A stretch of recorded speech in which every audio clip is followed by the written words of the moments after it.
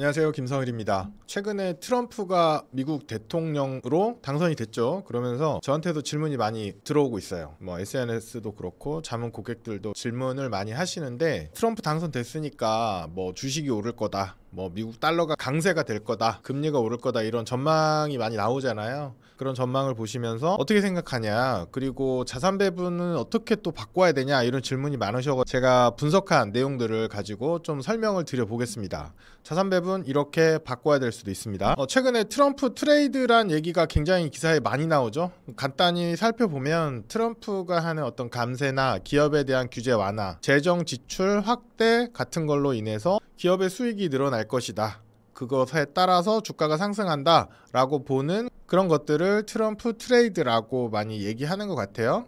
특히나 미국 내수 시장의 활성화가 예상되면서 소비자 신뢰가 높아질 경우에 주식시장은 더욱 긍정적인 반응을 보일 것이다, 이런 얘기들이 있고, 트럼프의 보호무역주의나 미국 경쟁력 강화가 달러 가치를 끌어올릴 것이다 라는 분석도 있습니다. 보호무역주의나 관세 인상, 재정 지출 증가 같은 것은 물가 상승을 초래할 가능성이 높다. 그래서 연준이 금리 인하 속도를 늦추거나 금리 인상을 할 수 있는 원인이 될 수도 있다라는 여러 가지 얘기들이 있어요. 지금 이런 내용은 뉴스라든지 아니면 유튜브에서 많이 보실 수 있을 거고, 자, 밑에 있는 그림은 제가 조사를 해본 건데, 미래의 일을 예측할 수는 없죠. 예측할 수는 없지만 과거를 돌아보는 건 가능합니다. 여기 있는 그래프는 트럼프가 제45대 대통령으로 재임을 했던 2017년 1월부터 21년 1월까지 시장 상황이에요. 파란색이 미국 S&P 500 지수고 굉장히 많이 올랐죠. 네, 굉장히 많이 올랐고, 그래서 트럼프가 당선이 되면 주가에 좋은 영향을 미칠 것이다 라는 얘기가 맞는 것도 같아요. 그런데 여기 보시면 이 빨간색 선이 뭐냐면 G6를 기준으로 한 달러 인덱스입니다. 글로벌하게 달러 가치가 얼마나 강세냐 약세냐 이런 걸 보는 건데, 요 빨간색을 보면 트럼프 임기 초반에는 살짝 올라갔어요. 달러가 조금 강세였죠. 그런데 그 이후로는 계속 약세였어요. 그러다가 2018년부터 조금 올라갔다가 그 다음 다시 내려가요. 그래서 트럼프 임기 전체를 보면 달러가 굉장히 안 좋았다, 약세였다라는 걸 또 알 수 있습니다. 그리고 트럼프의 정책이 금리를 인상시킬 것이다 라는 예측도 많년이 나오죠. 오른쪽에 보시면 먼저 보통 시중금리를 얘기할 때 10년물 금리를 많이 얘기하거든요. 여기 파란색 선이 미국채 10년물 금리입니다.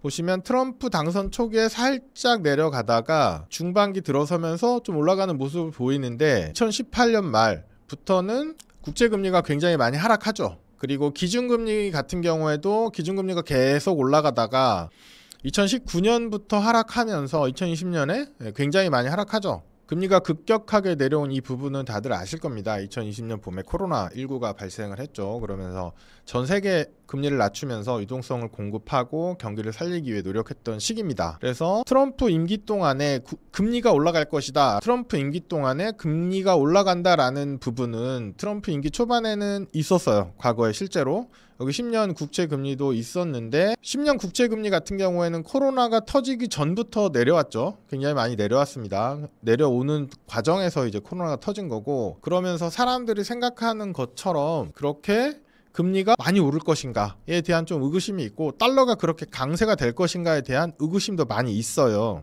그런데 어떤 사람은 그렇게 얘기할 수 있죠. 트럼프의 정책은 금리 인상 쪽으로 갔는데 코로나가 터져서 금리가 인하된 거야 라고 주장할 수도 있어요. 여기 보면 딱 그렇죠. 그런데 실제로 금리 인하는 그 전부터 시작됐죠. 2019년부터 시작됐었고, 시장금리라고 말할 수 있는 10년 국채금리는 트럼프 임기가 절반이 지나기 전부터 하락했습니다. 쭉 하락하는 추세였는데 코로나가 와서 하락 추세가 더 빨라졌다라고 볼 수도 있을 것 같습니다. 달러나 금리는 그렇다고 쳐도 주식은 굉장히 많이 오르지 않았냐.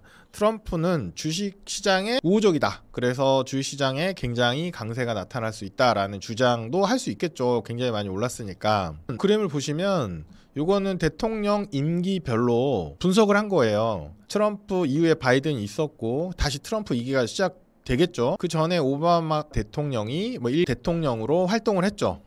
여기 보시면 트럼프 때 주식이 연간 13% 상승을 했어요. 그런데 바이든 때는 12.4% 상승.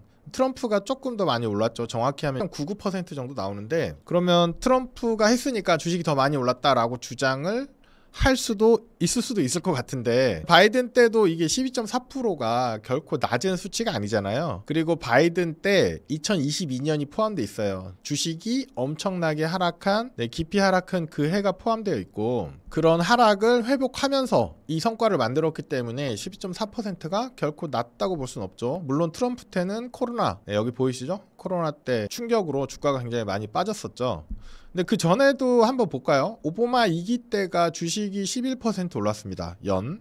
1기 때는 주식 16% 올랐어요. 그래서 트럼프가 대통령을 했기 때문에 주식이 많이 올랐다라는 주장은 조금 애매할 수 있다는 생각이 들어요. 그냥 이 시기에 미국 주식이 그냥 전반적으로 좋았죠. 지난 15년간 미국 주식이 굉장히 화랑이었습니다. 전 세계에서 상승률로 탑 클래스였기 때문에 트럼프가 잘해서 그런 건가? 트럼프의 정책 때문인가에 대해서는 좀 의구심이 많이 가요. 누가 대통령을 했어도 충분히 이 앞뒤를 보면 충분히 수익률은 그 정도 나왔을 것 같다. 라는 생각이 좀 들고요. 달러 같은 경우에는 특정 정당이나 이거와 상관이 없이 오히려 다른 환경에 더 영향을 많이 받지 않나 싶어요. 오바마 1기 때는 달러가 소폭 하락했고 2기 때는 5.9% 상승했고 트럼프 때 하락했는데 바이든 때는 다시 올랐어요.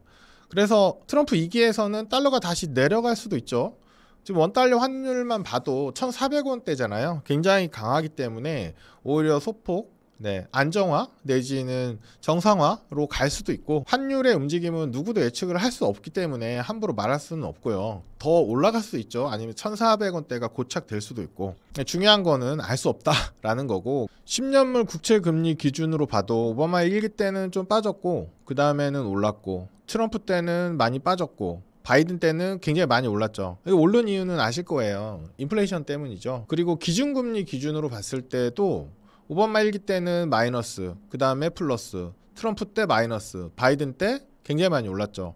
여기 있는 퍼센트는 퍼센트 포인트가 아니고 그냥 퍼센트입니다. 기준금리가 몇 프로나 올랐냐 요거를 그냥 본 거예요. 여기 기준금리가 많이 올랐던 이유는 아시죠? 인플레이션 때문이고 트럼프 때는 기준금리가 많이 빠졌던 이유가 코로나가 가장 영향이 컸죠. 그래서 그런 영향들 때문에 사람들이 흔히 생각하는 것처럼 주식도 오르고 달러도 오르고 금리도 오를 것이다 라는 예측이 트럼프 2기에 과연 맞을까? 저는 상당히 조심스럽게 생각해야 된다라는 입장입니다. 일단은 핵심은 뭐 이런 거죠. 얘기하고 싶은 핵심이 이런 거예요. 자산시장, 뭐 주식이든 달러든 이런 여러 가지 자산시장의 가격을 움직이는 요소는 굉장히 다양하다는 거죠. 그리고 언제 어떤 변수가 더 큰 영향을 미칠지 알 수가 없어요. 정부 정책이 큰 영향을 미치기도 하지만 때로는 외생적인 다른 변수가 그 가격에 더 큰 영향을 미치거든요. 그렇기 때문에 예측하는 게 굉장히 어렵다라는 게 굉장히 중요한 사실인 것 같고 그리고 트럼프가 추진하는 정책들이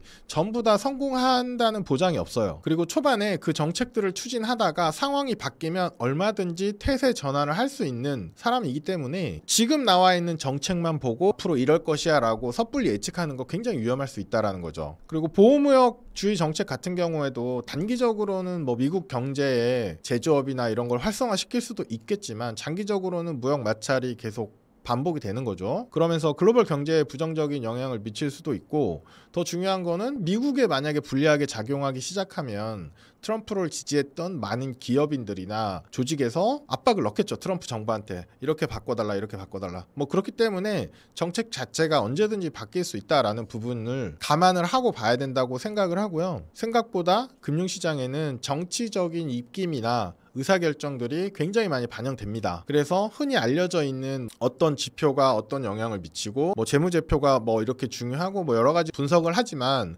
그것과 상관이 없는 외부적인 요인, 정치적인 리스크들이 자산 가격의 움직임에 더 큰 영향을 줘요. 그렇기 때문에 늘 전망이나 예측에 대해서 항상 조심스럽게 접근을 해야 된다라는 생각이 듭니다. 그리고 최근에 뭐 장단기 금리 차가 역전됐던 게 다시 플러스로 돌아오고 있죠. 그러면서 경기 침체에 대한 위험을 경고하는 그런 얘기들도 많이 나오고 3회 법칙이라고 해서 3개월 평균 실업률이 지난 12개월 최저치보다 0.5%포인트 높으면 경기 침체다라고 하는 연준 출신의 3이 만든 이 법칙이 있어요. 그래서 이 인디케이터 같은 경우에도 7월부터 9월까지 계속 0.5%를 넘는 수치를 보여주고 있어요. 10월 달에는 조금 낮아지긴 했지만 경기 침체 가능성을 경고하고 있죠. 저 역시도 장단기 금리 역전이나 3회 법칙 인디케이터를 매달 체크를 하고 있어요. 매달 체크를 하고 있지만 두 가지 입장을 갖고 있는데 그게 어떤 수치를 나타냈다고 해서 공포스러워할 필요는 없다. 두 번째는 뭐냐면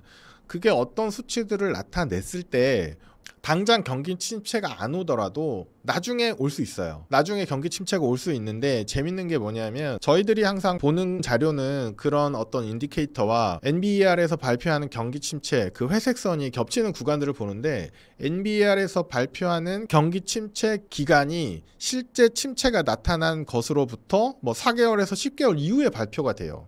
그렇기 때문에 예를 들어서 지금 경기 침체가 시작되는 어떠한 징후들이 있더라도 실제 발표는 6개월 이후에 될 수도 있다라는 거죠. 그렇기 때문에 우리가 알고 있는, 우리가 느끼고 있는 지금 상황이 모든 것은 아니라는 거죠. 그래서 실제로 내년에 경기 침체가 올 수도 있어요. 경기 침체가 올 수도 있고 여러 가지 지표가 얘기해주는 어떤 위험 신호들, 미국 기술주나 AI 주식들의 버블들이 내년에 깨질 수도 있어요. 이게 얼마나 강력하게 터지느냐 아니면 스무스하게 조정으로 가느냐에 따라서 뭐 많은 것들이 또 바뀌겠지만 이걸 예측할 수 없다는 게 가장 큰 어려움이죠. 그런데 한없이 좋아지거나 한없이 계속 상승만 하거나 하는 시장은 없다라는 점에서 좀 조심스럽게 접근을 해야 될 것 같고요. 자산 배분 관점에서는 기본적으로 달러도 가지고 있고 미국 주식도 가지고 있어요. 그리고 국채도 가지고 있고 여러 가지 자산들을 가지고 있기 때문에 예측하지 못하는 돌발 변수로 자산 가격이 뒤집어지고 찌그러지는 상황들을 많이 대처를 하고 있기 때문에